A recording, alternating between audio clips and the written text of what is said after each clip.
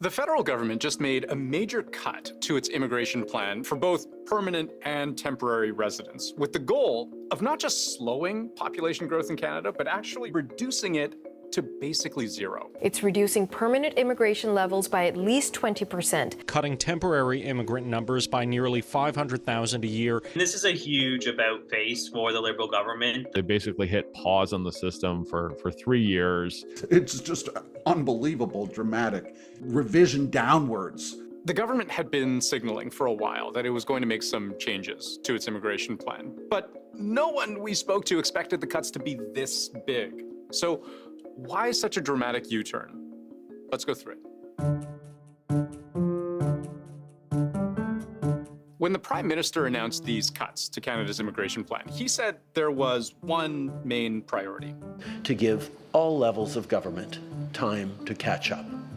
Time to make the necessary investments in healthcare, in housing, in social services to accommodate more people in the future. At its core, this is a story about a massive spike in demand for housing, for public services, and a supply that just couldn't keep up.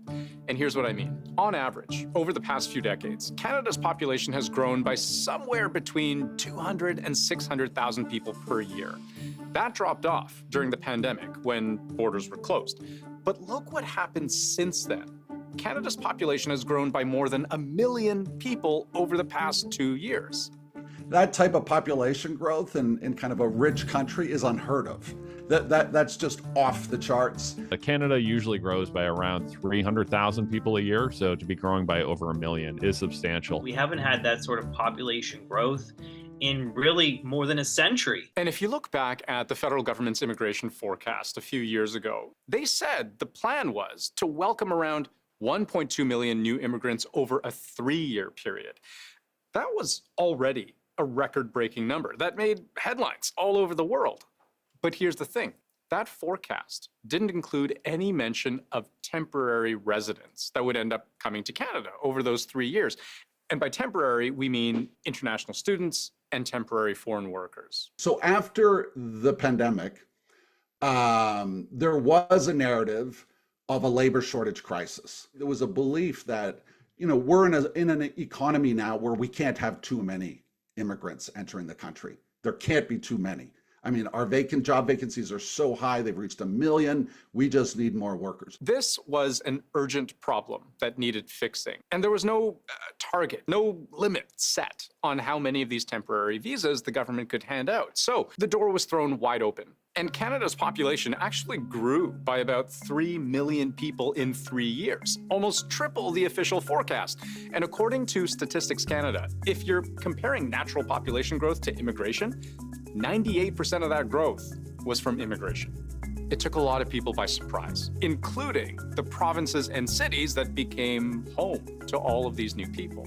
560,000 temporary immigrants, it's too much. The number of people coming here is too fast. This growth was so sudden and it caught policymakers off guard that there was basically no time to react. They lost control of the system. It was a runaway train that they couldn't slow down. Even the Prime Minister himself has acknowledged this. In the tumultuous times as we emerged from the pandemic, between addressing labor needs and maintaining population growth, we didn't get the balance quite right. Now, in terms of what exactly local and provincial governments need time to catch up on, Trudeau mentioned 3 specific things.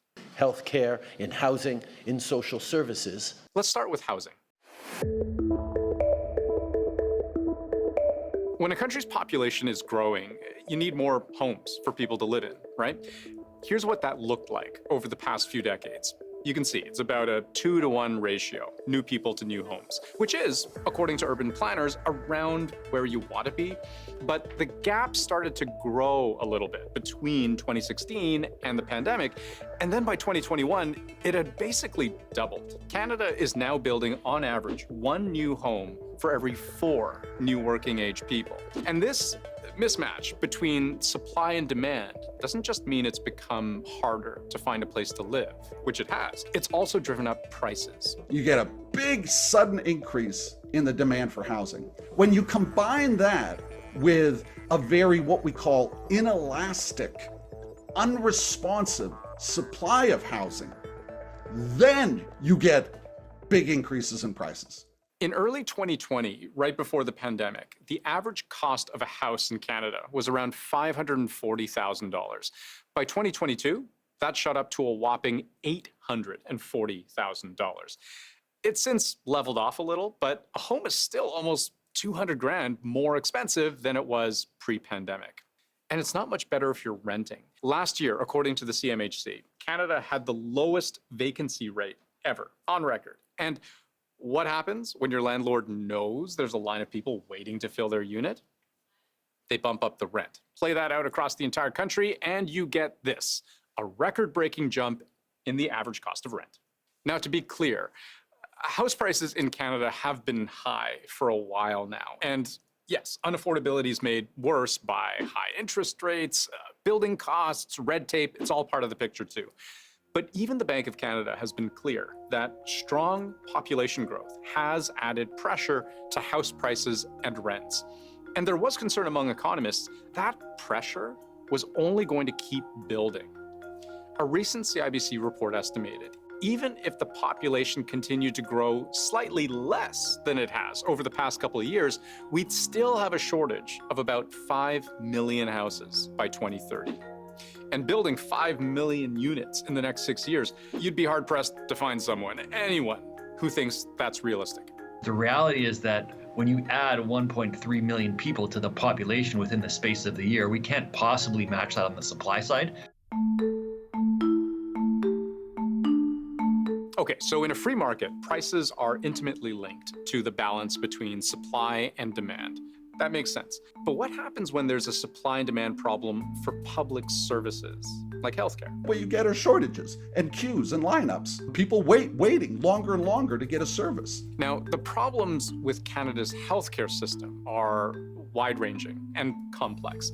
It is a system suffering from regional disparities, record numbers of burnt-out healthcare workers, an aging population, but it also hasn't grown as fast as the number of people who need it. In 2019, there were just over 91,000 doctors in Canada. Over the next 4 years, there were about 6,000 more.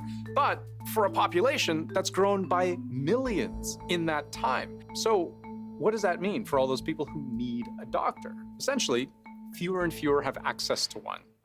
Researchers estimate the number of Canadians without a family doctor went from about 4.5 million in 2019 to about 6.5 million in 2023. And a recent Angus Reid survey suggests more often than not, it's recent immigrants that are suffering most from this discrepancy. More and more people are coming here, not being able to access the care they need in a timely manner. And often what happens is if you can't see your family doctor, you end up having to go to emergency because of a lack of options. And let's talk about the ER. Last year, there were 1 million more emergency room visits in Canada than the year before, which has meant those admitted are now waiting about 40% longer than they were in 2020. And it's really put a tremendous amount of pressure on the hospital system, but also primary care. Big population swings like this can also have a big impact on infrastructure. Take PEI. Last year, the province saw a 33% jump in immigration, the highest on record. And its regional power provider, Maritime Electric, says it hasn't had time to update its grid, and it's about to reach capacity. This year, we're over 90,000 customers. That's a new threshold for us. If we get into cold weather events for extended periods of times, it could be a challenge for us. We've seen massive population growth over the past years, particularly in the area of temporary workers and temporary residents. And we are now saying, okay, we need to let our communities, our infrastructures catch up to the population. And that's the crux of this. Canada's population grew by a lot, really fast. Housing, infrastructure, public services, they've been buckling under the pressure. And everyone, including, and often especially, new immigrants, have been suffering because of it. But one other thing that might explain why the government acted so drastically, so suddenly. Public support for Canada's immigration system has been dropping fast. The consensus in and around immigration is one that is under threat in Canada. Canadians have some legitimate questions about the increase and the rapidity of the increase. A recent national survey suggests around half of Canadians now view immigration as harmful to the country. That's up 10 points from last year. And what's driving this shift? A so-called scarcity mindset, according to the survey authors, when it comes to housing, healthcare, and social services. So, solving this problem quickly might be as much a political matter as it is a pragmatic one for the Liberal government. They really realize that it's a weak spot for them, that the immigration file has become something that a lot of voters are talking about. And so they're sending a message to voters saying, we hear you, we are going to respond in a big time way. We understand that we didn't get this right. A mea culpa. It's very clearly a mea culpa. The big question is now, to what extent will slashing immigration fix the problems that we've mentioned? And what of the reason that Canada welcomed so many new immigrants in the first place? How will this affect the economy that's only avoided a recession over the past year or so because of immigration?